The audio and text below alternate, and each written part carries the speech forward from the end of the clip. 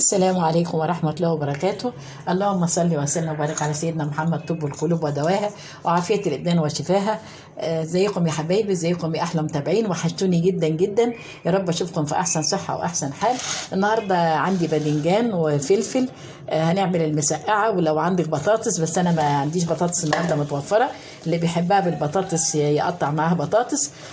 فبس حابه قبل ما ابدا اقول لحبايبي لو بتشوفوني لاول مره اشتركي معايا في قناتي وفعلي زر الجرس ودوسي على الكل عشان توصلك اشعارات بكل وصفاتي. ولو عجبتك وصفاتي جربيها قولي لي في التعليقات. وحبايبي المشتركين معايا بحبكم في الله، ربنا يديمكم نعمه عليا. طبعا الفيديو الاخر ما تبخلوش عليا باللايك. هنا بقى انا جبت الباذنجان وقطعته كده صوابع، تقطيه مربعات، تقطعيه زي ما تقطعيه، بس يكون حاجات يعني قطعيه كده صوابع محمله او مربعات محمله. وعندي بقى هنا الكيس الحراري عشان طبعا ما ياخدش زيت بقى ونقعد نتعب منه كده.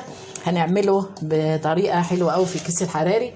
تابعوني بقى لاخر الفيديو، ما تروحوش في اي حته لما تشوفوا النهارده احلى باذنجان معمول في الكيس الحراري. هنا بقى عندي الفلفل اهو، وعندي الباذنجان قطعته. هعمل بقى خلطه. عندي هنا فصين توم، وهنزل عليهم كده بمعلقه دبس الرمان،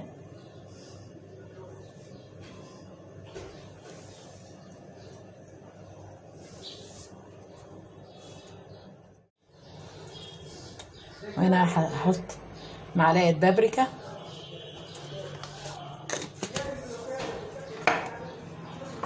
وهحط حوالي ربع كوبايه زيت،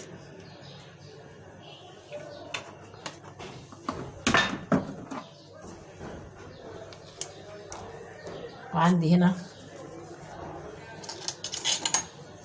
احط معلقه صلصه طماطم،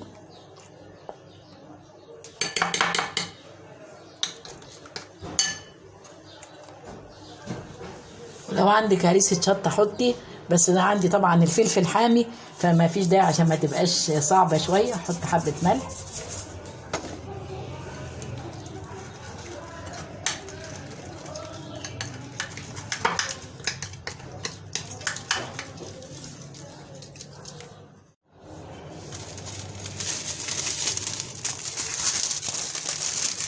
انا بقى هجيب الكيس الحراري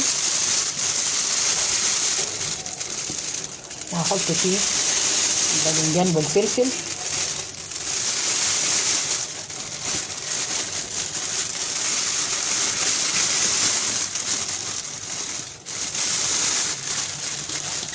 طبعا انت تعملي بقى كميه على قد افراد اسرتك، ولو كيس صغير تعملي في كيس تاني.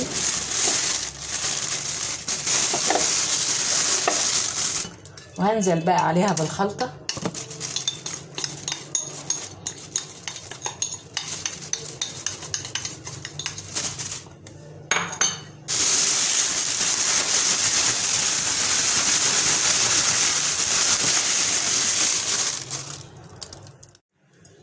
هنا بقى كده خلاص حطيته في الكيس اهو. هفتح الكيس بقى فتحة بسيطة كده، وهسخن الفرن بقى وادخله بقى الفرن لحد ما يستوي وارجع لكم. هنا بقى جبت كده طاسة وحطيت فيها حبة زيت، وانزل عليها كده معلقة ثوم. هعمل صلصة لما يطلع بقى الباذنجان من الكيس الحراري، هحطه كده في صينية او في طاجن بورسلين عندي كده.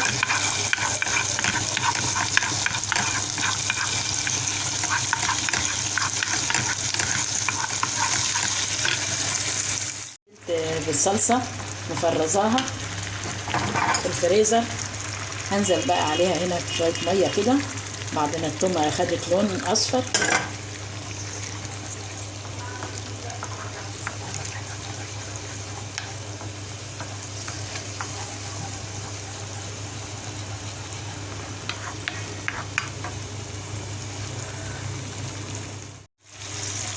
هنا هنزل كده ربع معلقة بابريكا،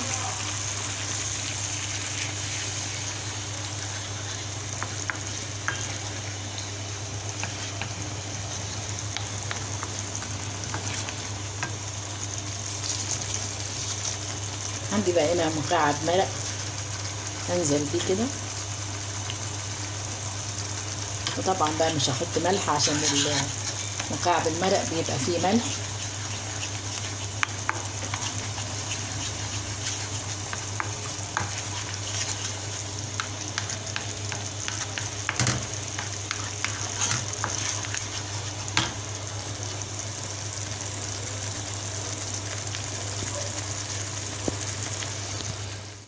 هنا خلاص بقى طلع من الفرن اهو واستوى بقى زي الزبده.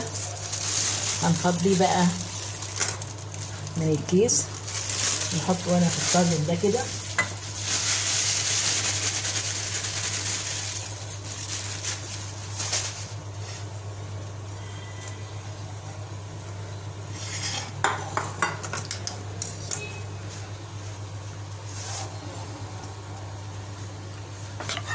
وهنا بقى هنزل عليه بالصلصة، وحطيت بقى في الصلصة ربع معلقة سكر عشان تعادل الحموضة.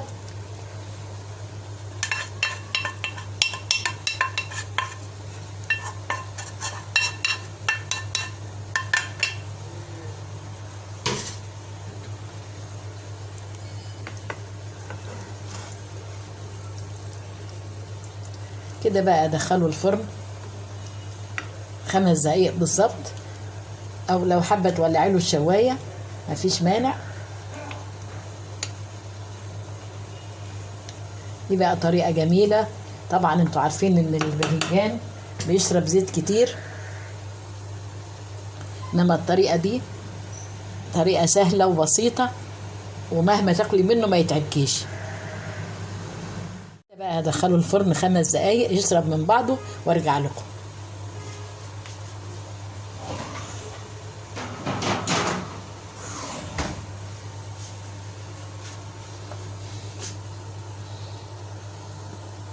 بقى طاجن المسقعه في الكيس الحراري طلع اهو، وده شكله وريحته بقى وطعمه في منتهى الروعه والجمال، مش شارب زيت خالص وخفيف. وهي طبعا المسقعه بتفتح النفس والواحد بياكل منها كتير، فمهما تاكلي مش هتتعبك علشان ما فيهاش زيت ولا الباذنجان شارب زيت.